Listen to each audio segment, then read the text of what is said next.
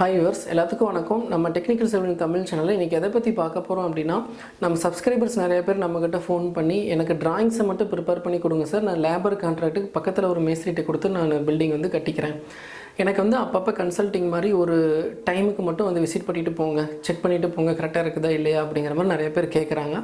So அதுக்கு பின்னாடி இருக்கிற விஷயங்கள் என்னென்ன அப்படிங்கிறத நம்ம இன்றைக்கி பார்க்க போகிறோம். ஓகேங்களா? வீடியோ கடைசி வரைக்கும் பாருங்கள், அப்போ தான் உங்களுக்கு யூஸ்ஃபுல்லாக இருக்கும். வாங்க நம்ம வீடியோக்குள்ளே போகலாம்.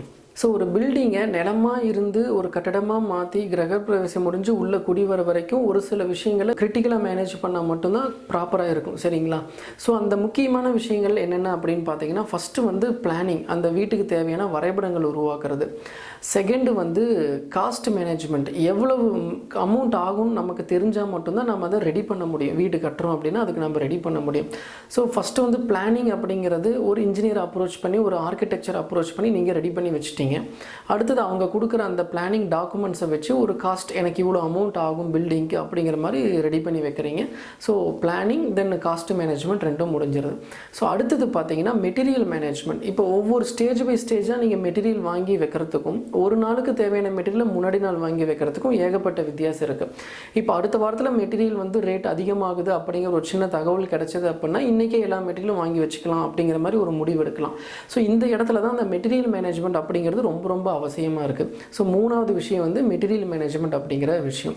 நாலாவது விஷயம் என்னன்னு பார்த்தீங்கன்னா குவாலிட்டி மேனேஜ்மெண்ட். இந்த குவாலிட்டி மேனேஜ்மெண்ட் ஒவ்வொரு ஸ்டேஜ் பை ஸ்டேஜாக பார்க்குறதுக்கு பதிலாக டே பை டே பார்த்துட்டு வந்தால் மட்டும்தான் உங்களுக்கு ப்ராப்பரான ஒரு குவாலிட்டி மேனேஜ்மெண்ட்டாக அமையும். அடுத்த விஷயம் என்னன்னு பார்த்தீங்க அப்படின்னா ஒர்க் ஃப்ளோ மேனேஜ்மெண்ட். இப்போ இன்றைக்கி ஆரம்பித்த ஒர்க்கு கண்டினியூஸாக போகுதா, இல்லை இடையில ஏதாவது நமக்கு லேபர்ஸ் வராமையோ இல்லை மெட்டீரியல் அவைலபிள் இல்லாமையோ ஏதாவது ரெயின் வரதுனாலையோ இந்த மாதிரி தடைப்படுது அப்படின்னா அதுக்கான அல்டர்னேட்டிவ் மெத்தட் என்ன அப்படிங்கிறத நம்ம ப்ரிப்பேர் பண்ணி வச்சுக்கணும்.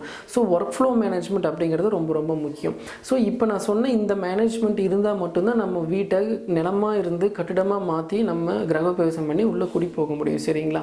ஸோ இந்த மேனேஜ்மெண்ட் எல்லாமே ஒரு வீட்டு கட்டணும்னு நினைக்கிறவரால் பண்ண முடியும் அப்படின்னா எல்லாராலையுமே அது பண்ண முடியாது. ஒரு சிலரால் கண்டிப்பாக இது எல்லாமே நானே பார்த்துக்கிறேன் அப்படிங்கிற மாதிரி பண்ண முடியும். ஒரு சிலரால் கண்டிப்பாக அது பண்ண முடியாது. ஏன்னா அவங்க பிஸ்னஸ் பண்ணிகிட்டு இருக்கலாம், இல்லை எங்கேயாவது வேலைக்கு போயிட்டு இருக்கலாம். அவங்களோட பர்சனல் விஷயத்தை விட்டுட்டு இதுக்கு அதிக நேரம் ஸ்பெண்ட் பண்ண முடியாமல் சூழ்நிலை உருவாகலாம். ஸோ அந்த மாதிரி இருக்கிறவங்களுக்கு என்ன பண்ணலாம் அப்படின்னா, இந்த மாதிரி மேனேஜ்மெண்ட் எல்லாமே ஒருத்தர்கிட்ட ஒப்படைச்சிட்டு ஜஸ்ட்டு லேபர் மெட்டீரியல் மட்டும் வாங்கி கொடுக்கலாம் அப்படின்னு நினச்சாங்கன்னா அதுக்கு தான் நம்ம கன்சல்ட்டிங்க்கு ஒரு இன்ஜினியரை அப்பாயின்ட் பண்ணுறோம். சரிங்களா? அந்த மாதிரி கன்சல்ட்டிங்க்கு கூப்பிடும்போது எப்படி நம்ம உங்களுக்கு சார்ஜஸ் கொடுக்கலாம் அப்படிங்கிறத நம்ம இன்றைக்கி இப்போ பார்க்க போகிறோம். ஸோ கன்சல்ட்டிங் அப்படிங்கிறது மொத்தமாக நீங்கள் ஒரு இன்ஜினியர் அப்பாயின்ட் பண்ணிட்டீங்க, இந்த project building starting to end வரைக்கும் மொத்தமாக ஒரு இன்ஜினியர் அப்பாயின்ட் பண்ணிட்டீங்க அப்படின்னா அவங்களுக்கு மொத்த செலவுகளில் ஒரு குறிப்பிட்ட சதவிகிதம் கன்சல்ட்டிங் அப்படிங்கிற மாதிரி நம்ம கொடுக்குற மாதிரி இருக்கும். அது எவ்வளவு சதவிகிதம் அப்படின்னு பார்த்தீங்கன்னா, வீடு கட்டணும்னு நினைக்கிறவங்களும் அந்த இன்ஜினியரும் 2 பேரும் உட்காந்து பேசி முடிவு பண்ண வேண்டிய விஷயம். ஏன்னா அது பில்டிங்கோட வேலைப்பாடுகளை பொறுத்து இருக்குது, அதோட கால அளவுகளை பொறுத்து இருக்குது, அது மொத்தம் எந்த அளவுக்கு ஏரியா எவ்வளோ பெருசு இருக்குது அப்படிங்கிறத பொறுத்து இருக்கும். ஸோ அதனால யார் நீங்கள் அப்பாயின்ட் பண்ண போகிறீங்களோ அந்த இன்ஜினியரும் யார் வீடு கட்டணும்னு நினைக்கிறவங்களோ அவங்களும் 2 பேரும் உட்காந்து பேசி முடிவு பண்ண வேண்டிய விஷயம்.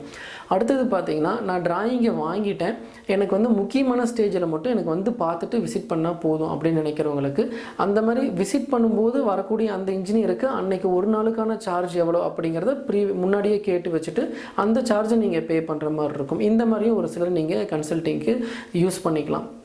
அடுத்தது பார்த்தீங்கன்னா, ஒரு சைட் சூப்பர்வைசரை அந்த சைட்லேயே அப்பாயிண்ட் பண்ணிவிட்டு அந்த சைட் சூப்பர்வைசரை மேனேஜ் பண்ணுற மாதிரி ஒரு இன்ஜினியரை நீங்கள் கன்சல்ட் பண்ணிக்கலாம். ஸோ அப்போ அந்த சைட் சூப்பர்வைசருக்கு தேவையான சேலரி, அவருக்கு தங்குற இடம், அவருக்கு அந்த சாப்பாடு வசதிகள் இதெல்லாமே அந்த இன்ஜினியர் மூலிமா நீங்கள் மேனேஜ் பண்ணி கொடுக்கலாம்.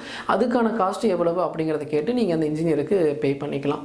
இப்போ நான் சொன்ன தகவல்கள் எல்லாமே வச்சுக்கிட்டு உங்கள் பில்டிங்க்கு எந்த மாதிரியான கன்சல்டேஷன் தேவை அப்படிங்கிறத நீங்கள் முடிவு பண்ணிவிட்டு ஒரு இன்ஜினியர் அப்ரோச் பண்ணுறது ரொம்ப யூஸ்ஃபுல்லாக இருக்கும். சரிங்களா?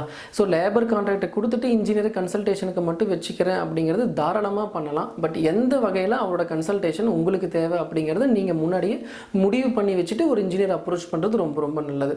சரிங்களா? வீடியோ கண்டிப்பாக உங்களுக்கு யூஸ்ஃபுல்லாக தான் இருந்திருக்கும்னு நினைக்கிறேன். உங்கள் ஃப்ரெண்ட்ஸுங்களுக்கும் ஷேர் பண்ணுங்கள். நன்றி.